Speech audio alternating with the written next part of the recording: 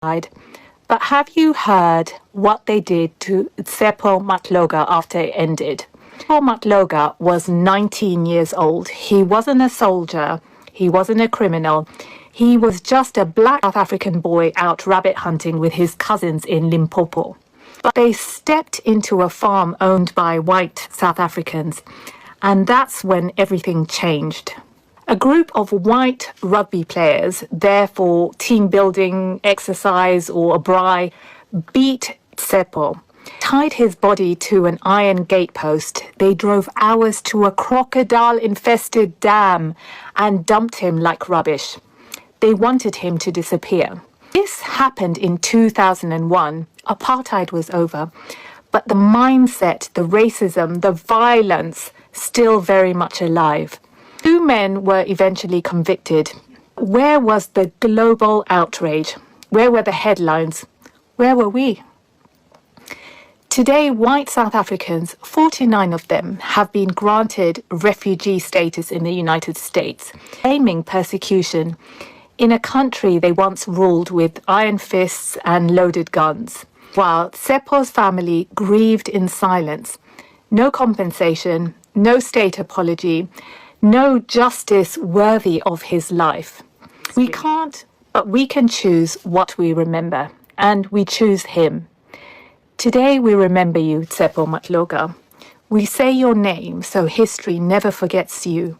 Rest in power, you are not forgotten. You are watching Joseph TV show, the place to be. Lesson of the day. So this lesson is especially for all those white people who now feel that they are victims of 142 or sometimes some 743 race-based laws. And also for all those non-whites who left, that was better. It's just a little reminder of the apartheid laws. So, again, Google to the rescue. During apartheid in South Africa, a series of discriminatory laws and policies were enacted to enforce racial segregation and maintain white minority rule. These policies, often termed pillars of apartheid, included the Groups Areas Act, the Population Registration Act, and the Pass Laws. These laws restricted the movement, housing, employment, and education of black South Africans, creating a system of vast inequalities and oppression. So now I'm going to list the rules.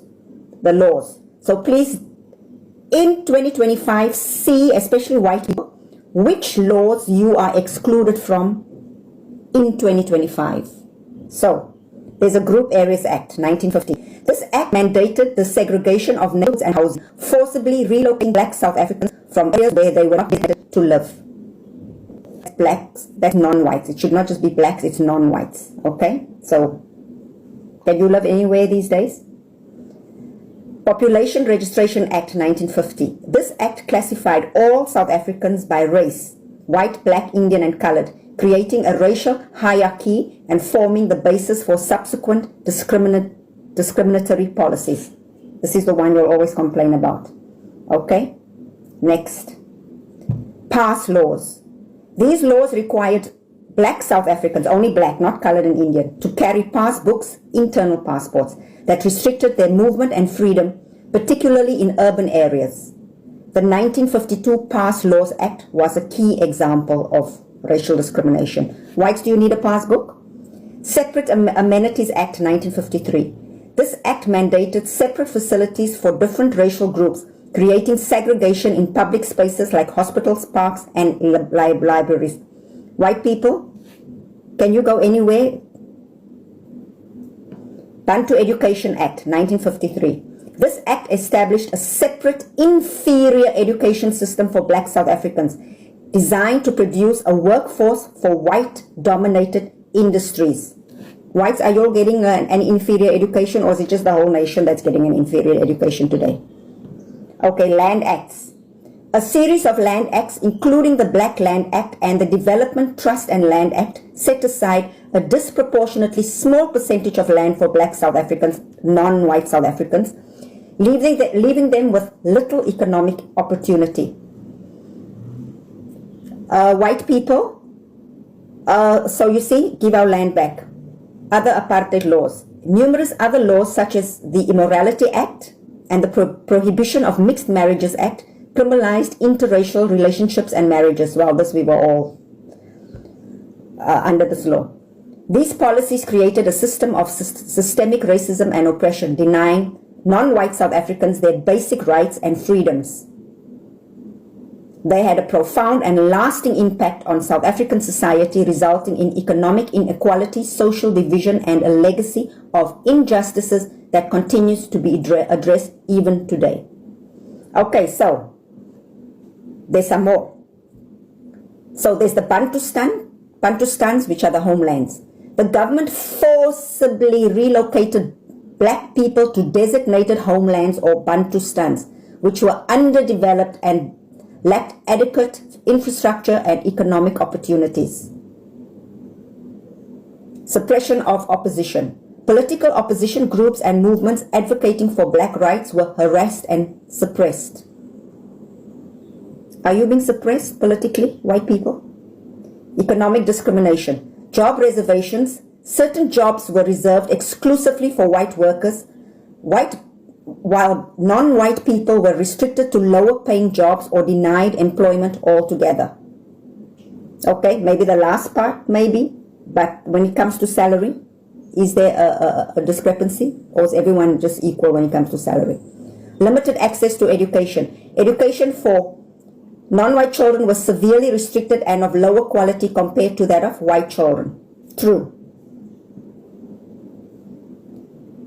Unequal access to land, we said this already, which is like black South Africans, this is especially only blacks, were limited to living on land designated as homelands or were forced, okay, this is now everybody, all non-whites, were forced to live in overcrowded townships on the outskirts of white cities.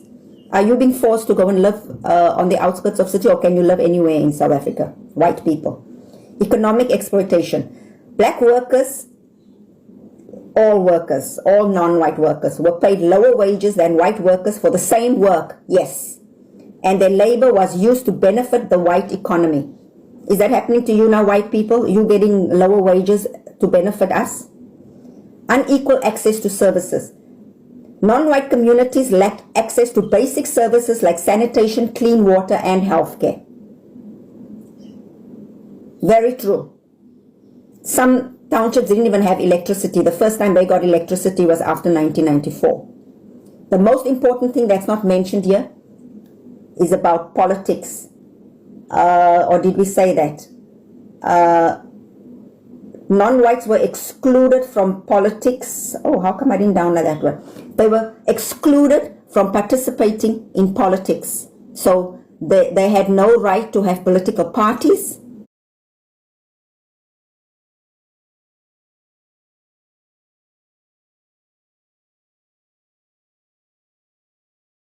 And they had no voting rights, so no representation in politics at all. So white people, put your 140 whatever thousand laws you are always talking about, put them there, and then put these laws there, and then you see in today's world which ones are worse. And the same goes for all those non-white people that say, oh, the apartheid was better. Yeah, like in my other videos where I said maybe it was better for you. Because like me, I lived in a township where we had electricity 24/7 in those few streets. There's a railway line. When you cross the railway line, my friends who sat with me, next to me in school, and who played with me, and who went loafing and everything with me, they had no electricity and even running water. The first time they got it was after 1994. So yes, it was better for me. For them, no. So take these laws that I read now for you, and then take those 142 laws that you are complaining about today and see which one you would prefer to live with. Just a few days ago, Trump showed this image at the White House during a meeting with the South African president, claiming it was dead white farmers in South Africa. These are all white farmers that are being buried. But according to Reuters, this image is actually from the Democratic Republic of Congo, and it was filmed by Reuters video journalist. Reuters fact-check team said it actually showed humanitarian workers lifting body bags in Goma following a deadly assault by the rebel group M23. It's a screen grab from a video published by Reuters in February. Trump held up a blog post that wrote about that conflict in eastern DRC as well as racial tensions in South Africa from American Thinker. That's a conservative online magazine. The managing editor at American Thinker told him that President Trump had misidentified the image. The White House has not responded to CNN's request for comment.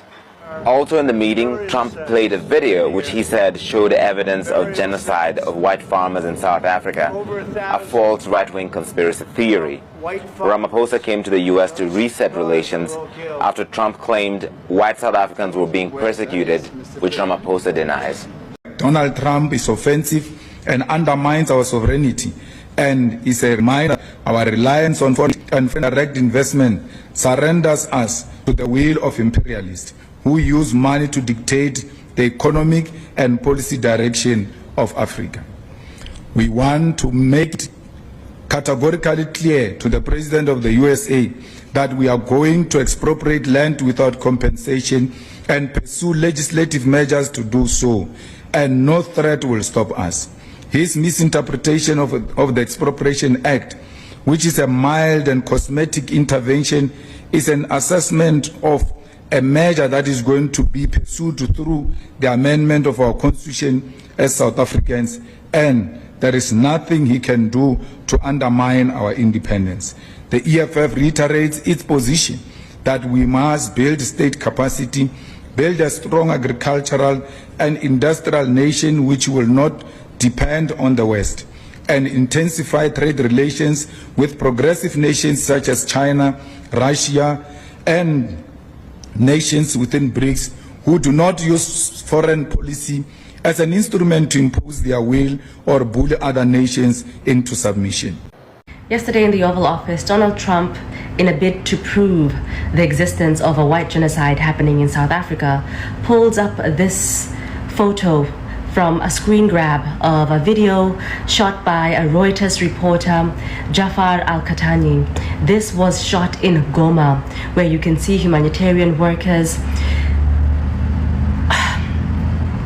carrying body bags.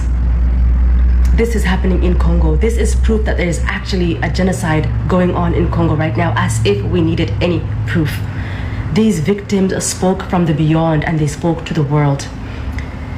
This is proof that we cannot escape Congo. The world cannot escape its culpability in what's been happening in Congo for the past 200 years. This world has been built by the blood, sweat, and tears of the Congolese people. For the past 200 years, we've learned all of this history through these months, that Congo is all around us. Congo is in our rubber tires of our vehicles, in the engines of our vehicles, in our pockets, through our technology, through this interface that we're interacting right now. Congo is in the clean oxygen that we get to breathe thanks to the Congo rainforest and the Congo basin. Congo is in the electrical copper wiring that's in our homes and lighting our cities. Congo should not be brought to the world's attention through this kind of gimmick and tomfoolery. It is a great dishonor, disgrace, and it's disgusting. All good and moral people of the world must stand on the Congolese people's side in a meaningful way. Mobilize, organize wherever you are, in whatever capacity. We must do it. Children's rights, human rights, environmental justice, workers' rights. There are so many avenues through which we can advocate for Congo, all of us. We do not expect any integrity or accountability from this immoral government of the US and many other governments, including many on the continent. But we can do something. We can do something to bring about some kind of justice and reconciliation and true restoration for the victims of the genocide in the DRC, going on nearly 3 decades now. The longest running conflict on the continent, the bloodiest in the world since the Second World War. It should not come to this. Congo is all around us. and it will haunt us eternally if we do not do the right thing. Thank you for listening, I'm Free Congo.